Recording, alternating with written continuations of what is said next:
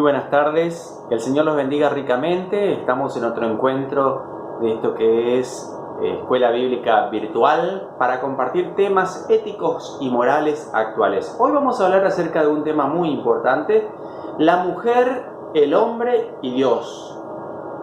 Usted sabrá que según los datos, habrás escuchado tal vez, según los datos de las Naciones Unidas y la CIA, que es la Central de Inteligencia, la Agencia Central de Inteligencia en los Estados Unidos, en el mundo ellos dicen que hay actualmente un 50,5% de hombres y un 49,5% de mujeres. Ambas fuentes coinciden en los porcentajes.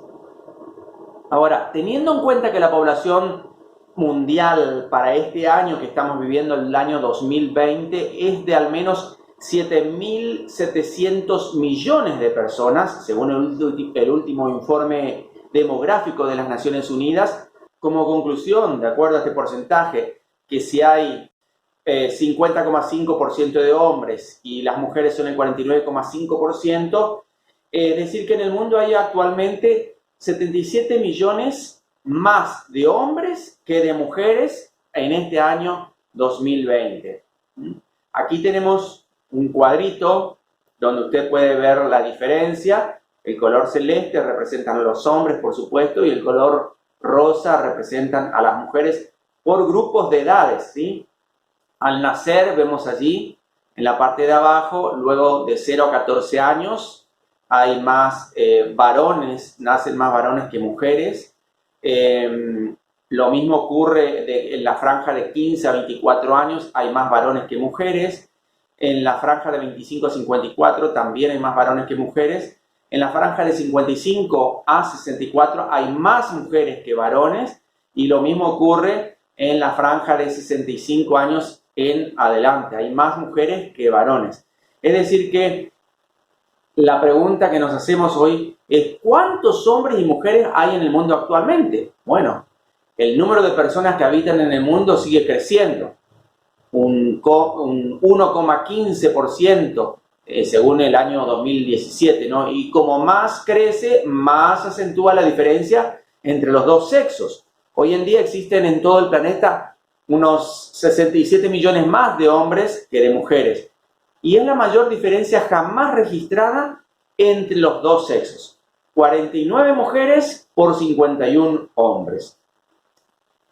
Ahora, hablando de este tema de hombres, mujeres y Dios, en muchas culturas el hombre ha despreciado y rebajado a la mujer. Además, se la trató como un juguete, como objeto sexual, como la cocinera, como la ama de casa, la niñera sin sueldo, como una persona boba, ¿sí? Obtusa, incapaz de participar en un debate racional.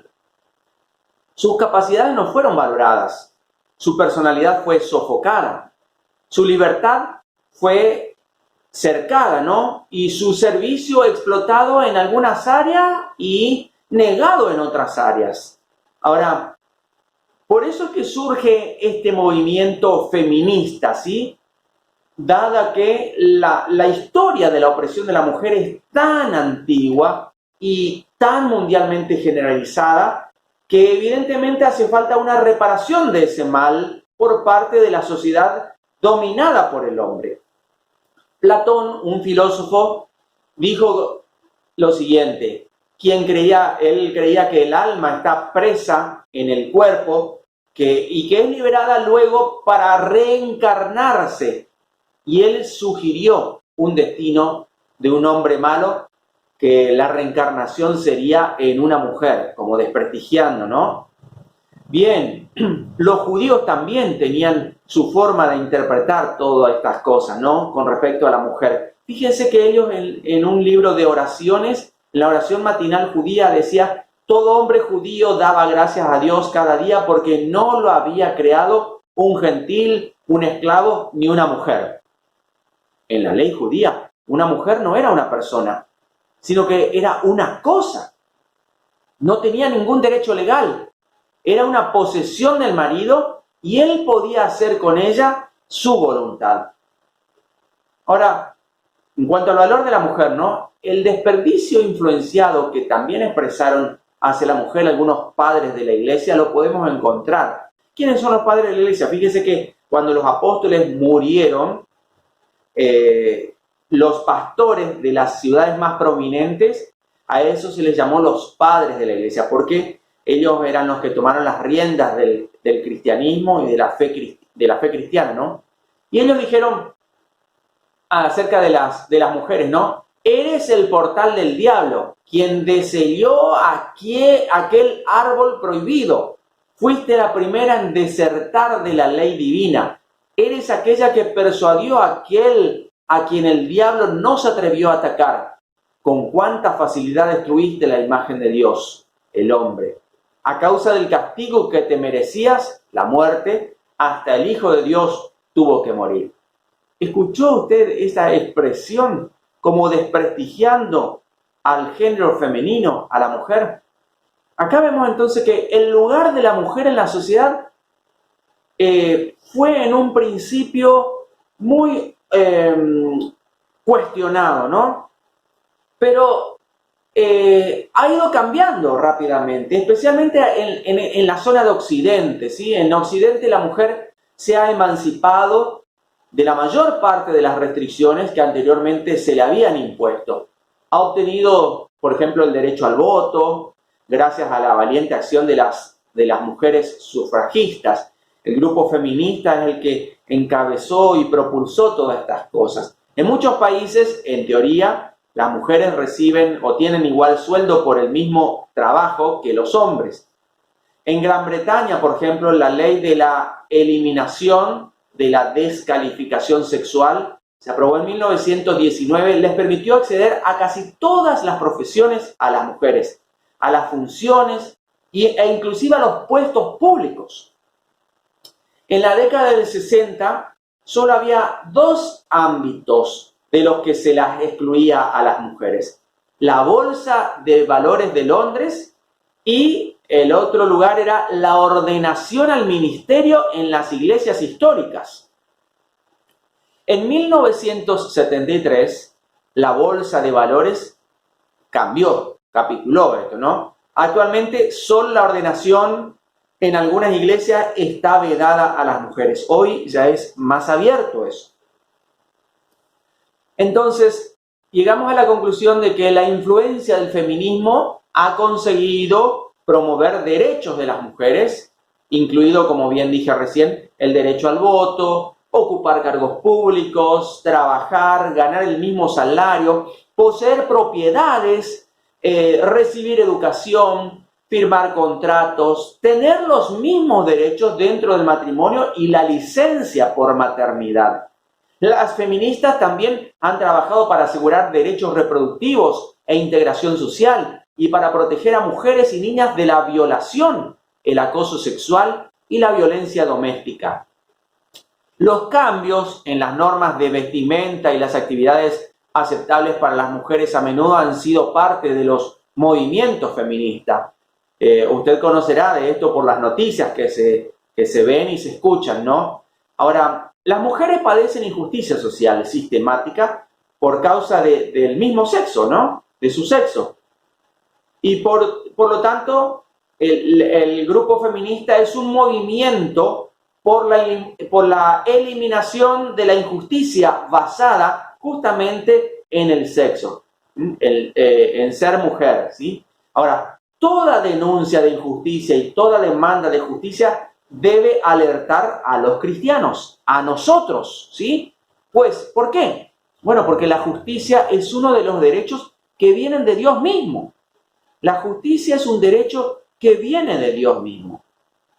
¿Qué dice la Biblia todo esto? Bueno, vamos a leer algunos textos que hablan sobre estos temas.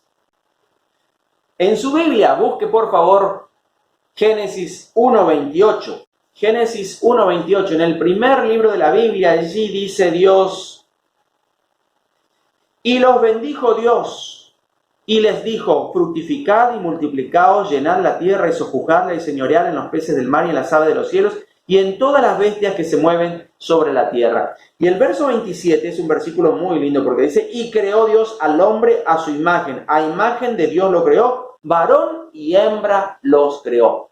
Note acá, Dios les bendijo.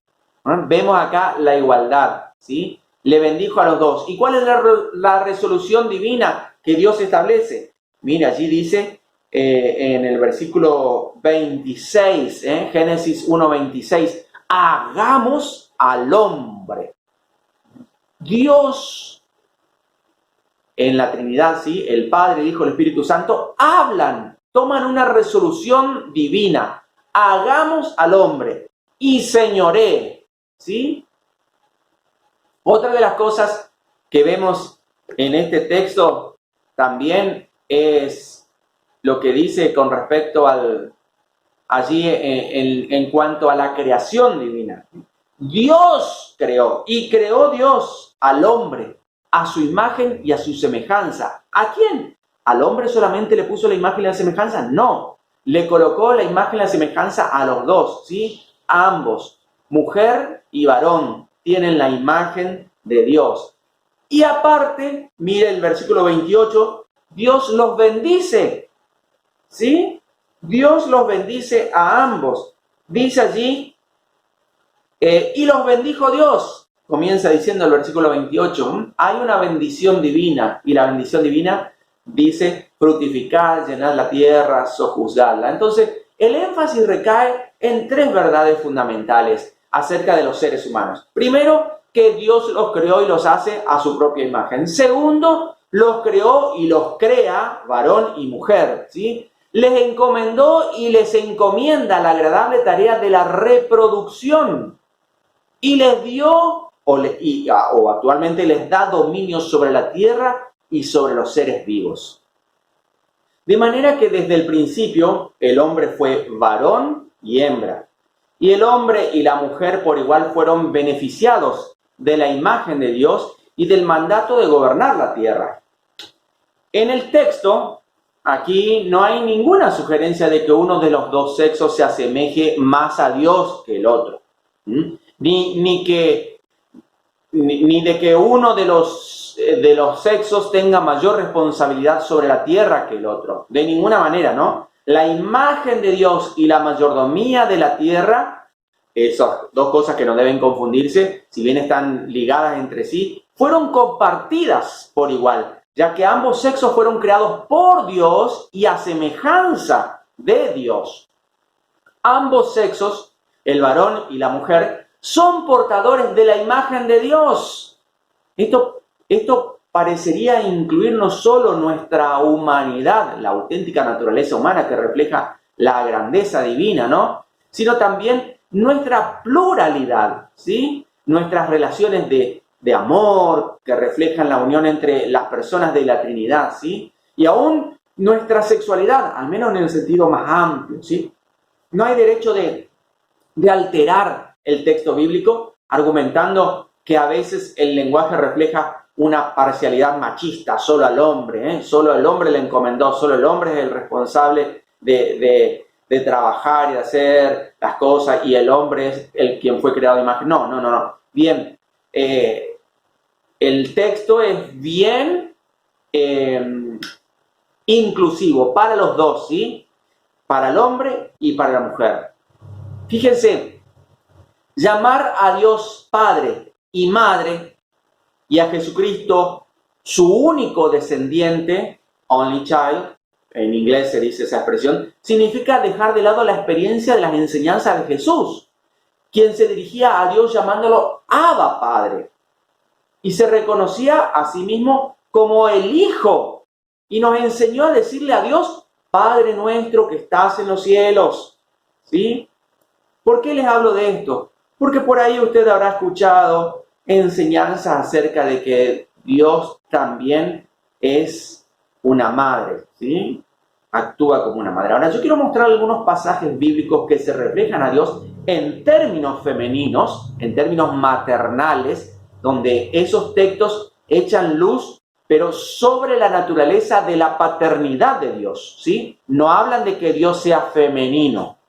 Está hablando acá de textos que Dios es a la vez como padre y madre de Israel, ¿sí? De modo que Israel puede confiar en la fiel protección de Dios. Miremos Deuteronomio 32, 6. Deuteronomio 32, 6 dice así: así pagáis a Jehová, pueblo loco e ignorante. ¿No es Él tu Padre que te creó? Y el versículo 18, Deuteronomio 32, 18. De la roca que te creó te olvidaste, te has olvidado de Dios, tu creador. ¿Qué vemos acá? La figura de Dios, Padre y protector, ¿sí? Otra cita bíblica, Job 33, 4. Dice así: y el Espíritu de Dios me hizo, y el soplo del Omnipotente me dio vida. Dios que te dio la vida. Isaías 49, búsquelo, Isaías 49, 15. Leemos allí. Isaías 49, 15. Dice así: ¿se olvidará la mujer de lo que dio a luz para dejar de compadecerse del hijo de su vientre? Aunque se olvide ella, yo nunca me olvidaré de ti. ¿Qué estamos viendo acá? Justamente, imágenes de Dios en términos femeninos.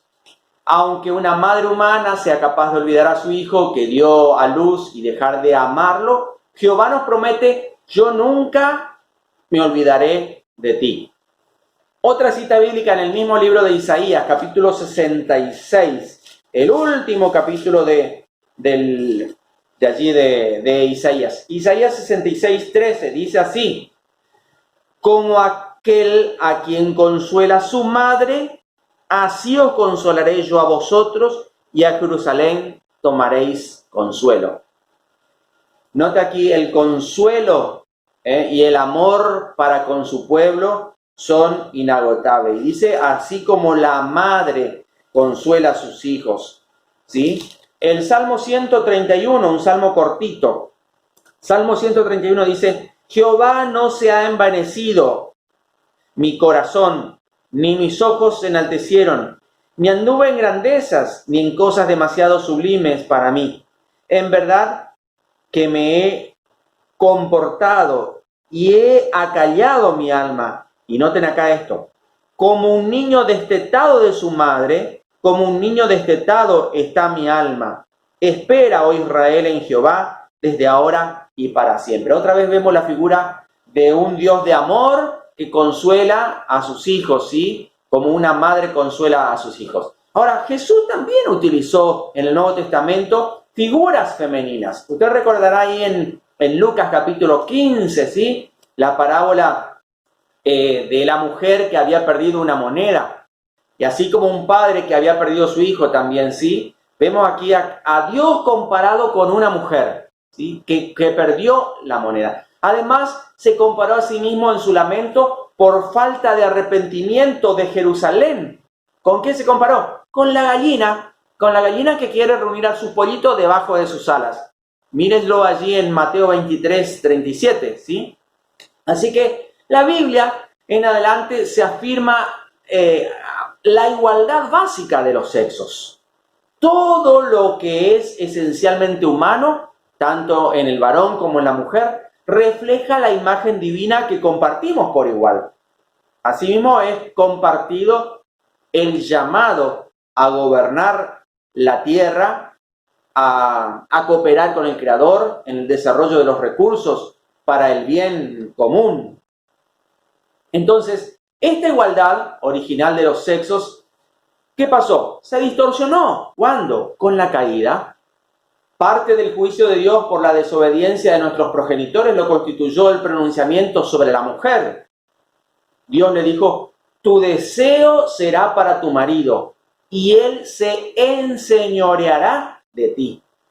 Y bueno, ahí a partir de ese momento se produce el cierto grado de alineación entre los sexos, ¿sí? En vez de igualdad y de complementariedad que Dios había puesto, comenzaría a haber el dominio del uno sobre otro. ¿Cuál fue la causa? La desobediencia, en la caída, ¿sí? La intención original de Dios fue que haya que la mujer y el varón se complementen, ¿sí? Que incluyese que el hombre fuese cabeza, como lo sostuvo Pablo, pero a causa de la caída, dicha relación entonces se degeneró en un dominio.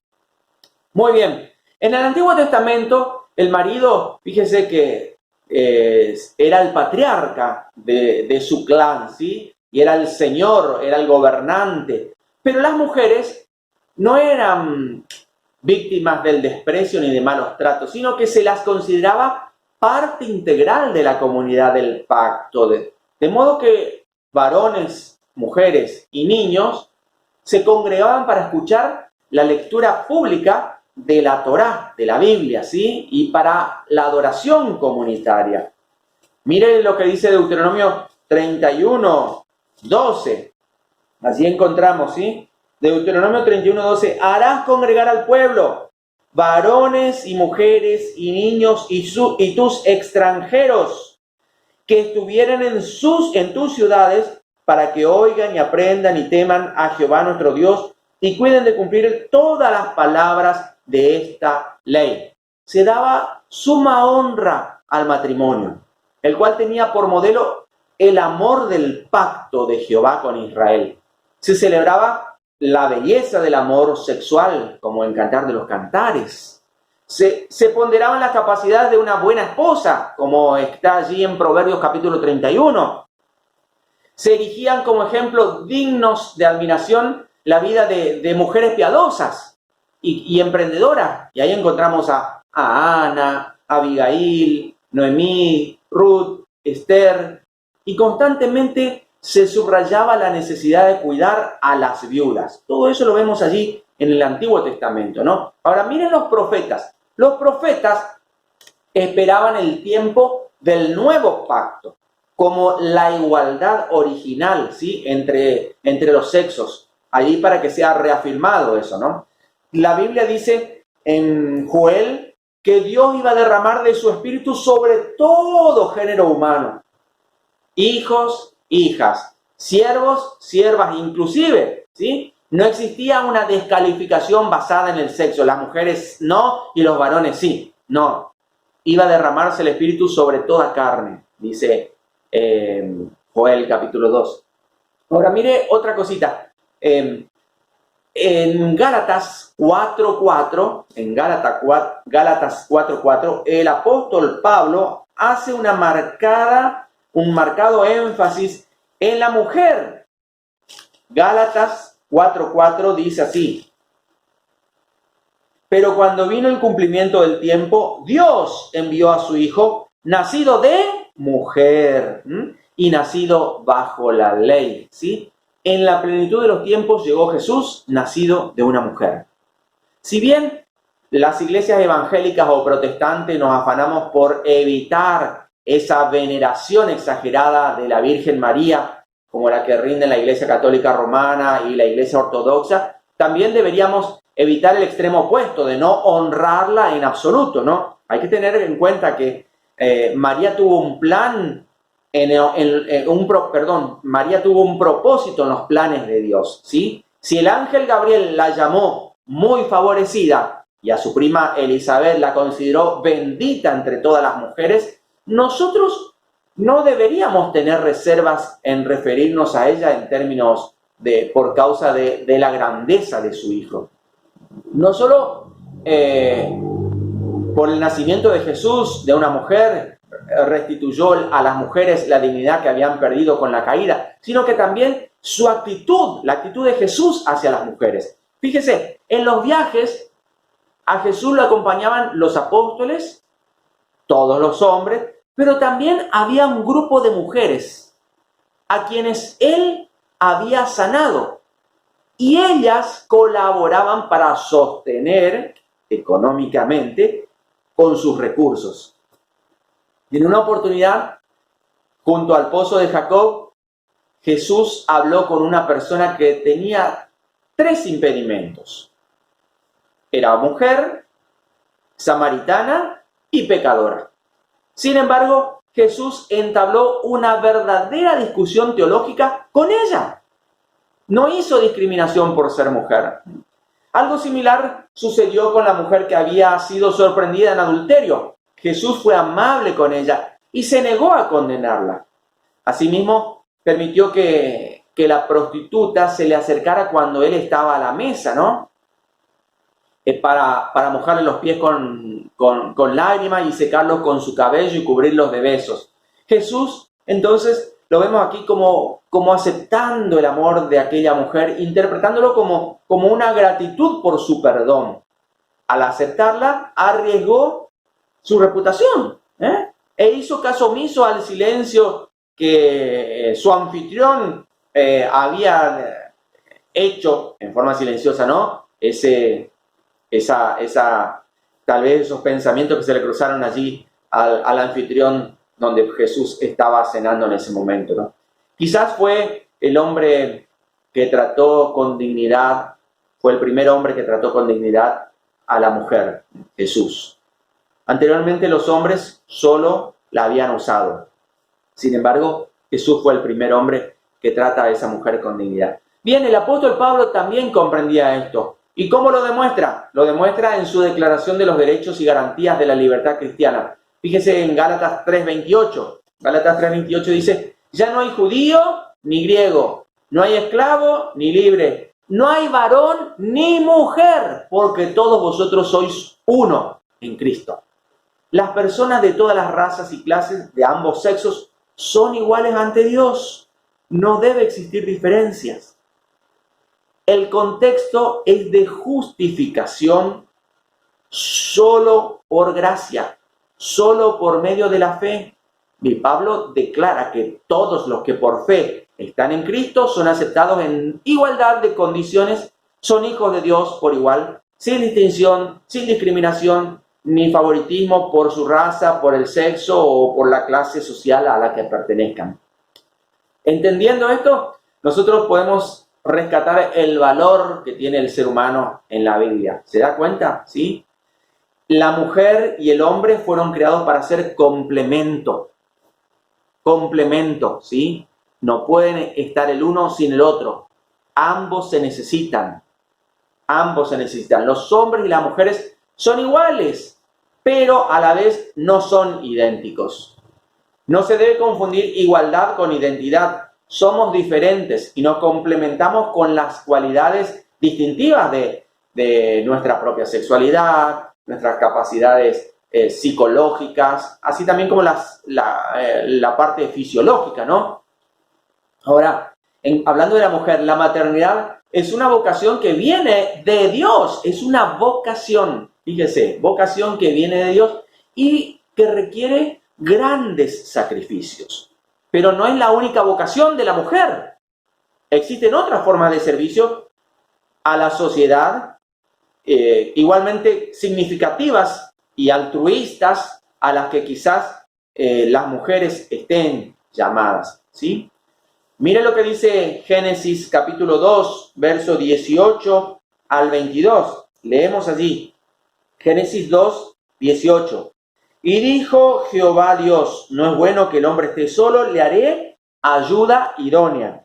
Jehová Dios formó pues de la tierra toda bestia del campo y ave de los cielos, y las trajo a Adán para que viese cómo las había de llamar. Y todo lo que Adán llamó a esos animales vivientes, ese es su nombre. Y puso Adán nombre a toda bestia y ave de los cielos y a todo ganado del campo. Mas para Adán no se halló ayuda idónea para él. Entonces Jehová Dios hizo caer sueño profundo sobre Adán. Mientras éste dormía, tomó una de sus costillas y cerró la carne de su lugar. Y de la costilla que Jehová Dios tomó del hombre, hizo una mujer y la trajo al hombre. ¿Qué vemos acá? Justamente este relato de la creación revela que si bien Dios hizo al hombre y a la mujer iguales, también los hizo diferentes, ¿sí? Pues en Génesis 1 se relacionan la masculinidad y la femineidad con la imagen de Dios. Mientras que aquí, en este capítulo 2, se relacionan entre sí. Dios crea a Eva a partir de Adán y la trae a él. En Génesis 1 declara la igualdad de los sexos. Génesis 2 aclara que igualdad no significa identidad, sino complementariedad, que implica que el hombre es cabeza. Hablemos de la responsabilidad que tenían o que tienen ambos, ¿sí? ¿Cuál es la responsabilidad? Todos los estudiosos de Génesis coinciden en que el capítulo 1 enseña la igualdad de los sexos y el capítulo 2 enseña la complementariedad entre ellos. El apóstol Pablo agrega el rol masculino como cabeza, ¿sí? Afirma que el marido es la cabeza de la mujer, allí en Efesios 5:23. Y en términos generales, que Cristo es la cabeza de todo varón y el varón es la cabeza de la mujer y Dios la cabeza de Cristo. Allí en 1 Corintios 11:3. Entonces, se pregunta, ¿cómo pueden conciliarse este concepto con la igualdad y la complementariedad de los sexos? Bien, como el apóstol de la libertad cristiana pensaba decisivamente a favor de la liberación de la mujer, de acuerdo allí al texto que leímos hoy en Gálatas 3:28, donde dice no hay varón ni mujer, como un ex rabino judío, de acuerdo con las interpretaciones rabínicas de Génesis capítulo 2, pensaba en la mujer como subordinada al hombre para quien había sido creada, ¿sí? El varón es cabeza de la mujer, dice 1 Corintios 11:3. Ahora, ser cabeza, masculino en la doctrina bíblica de la creación, ¿no? ¿Qué significa? Pablo llamó la atención a los oyentes a la procedencia en la creación. Adán fue formado primero, después Eva, dice 1 Timoteo 2:13, ¿sí? Al procedimiento de la creación, el varón no procede de la mujer, sino la mujer del varón. Allí en 1 Corintios 11:8. Y al propósito de la creación vemos lo siguiente, y tampoco el varón fue creado por causa de la mujer, sino la mujer por causa del varón. 1 Corintios 11:9. Según entonces estos textos, ¿qué dice la Biblia? Bueno, el varón nace de la mujer y los sexos son interdependientes, ¿sí? 1 Corintios 11:11 y los versículos siguientes, ¿no? La mujer fue creada después del hombre, a partir del hombre y para el hombre. Ahora, el concepto de ser cabeza implica autoridad, que requiere sumisión, como cuando Dios sometió todas las cosas bajo sus pies, es decir, de Cristo, ¿no? Y lo dio por cabeza sobre todas las cosas a la iglesia. Así lo dice Efesios 1:2. Ahora, miremos otro aspecto también en cuanto al trabajo o al servicio, a la responsabilidad de las mujeres. El ministerio. Un tema muy discutido, muy cuestionado. Algunos están de acuerdo, otros no están de acuerdo, ¿no? El hecho de que las mujeres han sido llamadas por Dios al ministerio casi no necesita demostración. Pues el ministerio, ¿qué significa ministerio? Ministerio significa servicio, diaconía. Y todo cristiano, sea varón o mujer, sea joven o viejo, está llamado a seguir las pisadas de aquel, ¿sí? Que no vino para ser servido, sino para servir. Lo único en cuestión es la forma que debe asumir el ministerio la mujer. Si éste debe tener límites y en especial si corresponde o no a la ordenación de mujeres al ministerio. En el Antiguo Testamento fíjense que en el Antiguo Testamento había profetisas, además de profetas, ¿sí?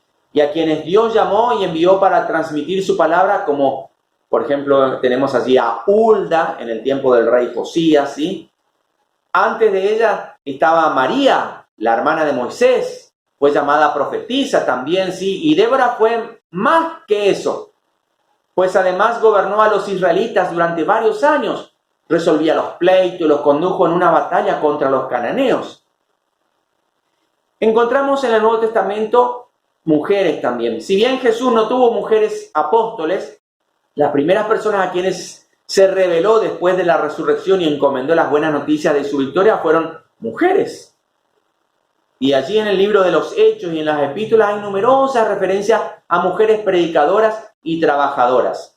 Ejemplo, las 4 hijas solteras de Felipe, el evangelista, tenían dones de profecía. Y Pablo se refiere también a las mujeres que oraban y profetizaban en las iglesias de Corinto.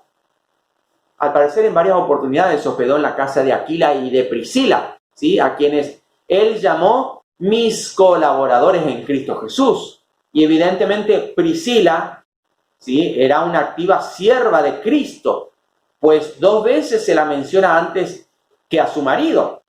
Y juntos llamaron aparte a Apolo y le expusieron más exactamente el camino de Dios. En sus viajes, Pablo parece haber tenido colaboradoras, tal como también lo tenía Jesús. Entonces, es notable la cantidad de mujeres que se mencionan en las cartas de Pablo.